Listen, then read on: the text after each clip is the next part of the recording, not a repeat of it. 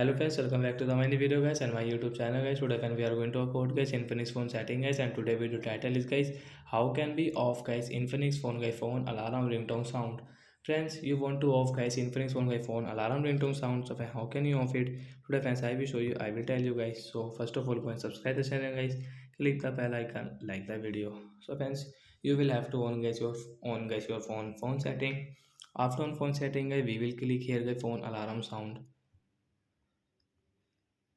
So once you can see phone alarm sound guys, the last setting is tap here, and guys you can see phone alarm ringtone guys, we will tap here, and guys click on this none option, tap here and OK option. Then guys you can see guys we don't have any alarm volume, is we don't have any ringtone guys. You can increase and decrease guys, we don't have any alarm volume. So like that guys, you can off guys your Infinix phone guys phone alarm ringtone. So that's it guys, thanks for watching the video.